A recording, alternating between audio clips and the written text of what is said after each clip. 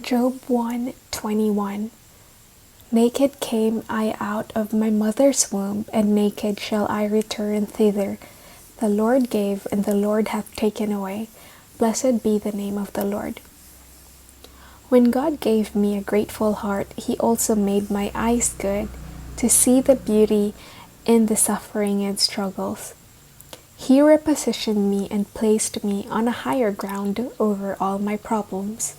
He knew I am an overcomer with the help of Jesus, and there was no longer any problem so gigantic and invincible.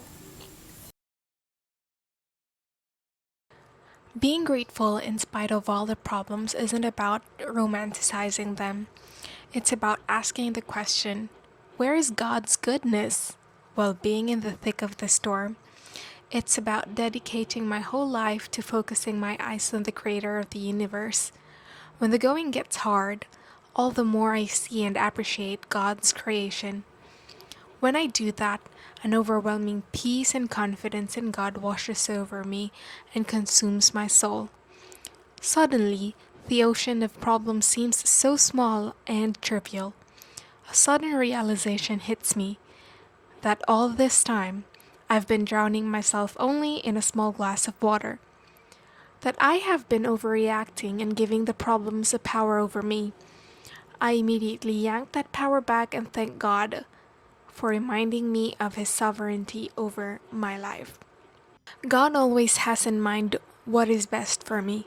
As humans, we are prone to forget about God, and the problems we face are God's way to remind us to come back to Him. What's best for me is to rely upon Him and to abide in His Word, to glorify Him and to love Him. And this is not about me playing like a martyr because of my problems. Rather, this is about me embracing my ultimate purpose in life. Personally, most of my problems are related to material stability, such as when am I going to have a house, a car, a reliable retirement plan, or will I ever get married? Will I die alone? Whenever I think about these things, I mentally slap myself. I close my eyes and then I pray. Then the Spirit of God reminds me, this forgetful brain of mine, that He's got me and reassures me about my life. Make no mistake, I'm not saying it's easy. I had to learn how to be grateful through the grace of God.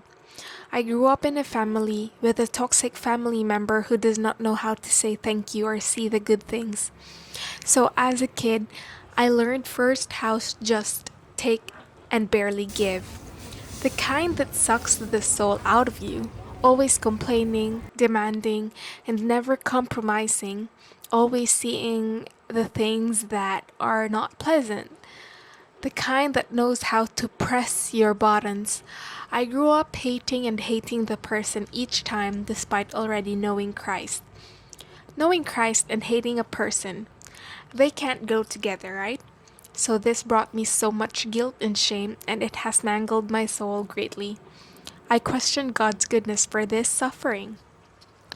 But God did not seize back my faith, and little by little taught me how to be calm in the thick of the storm, to be grateful, and to be gracious. I rarely prayed before.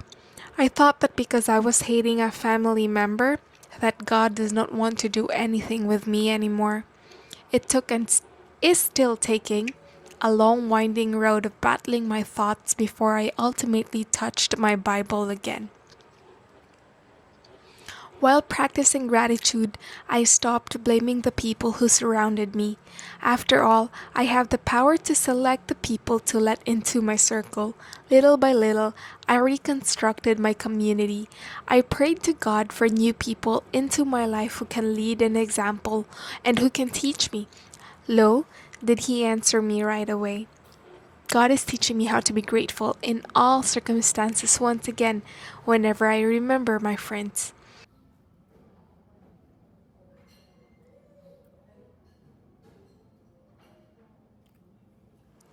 Philippians 1 verse 3. I thank God upon every remembrance of you. Ever since I practiced thanking God, I felt so much calm and peace, like nothing could deter me or bog me down. I learned to understand that it is what it is attitude more in a godly sense. I am not saying that I've become nonchalant and indifferent. I just now feel very assured of my life, and I am very confident that God is in control and He is so much bigger than all of my anxieties. That everything is temporary, but I have an everlasting life in God, and nothing else matters. May Jesus be the center of my life forever and ever. Amen.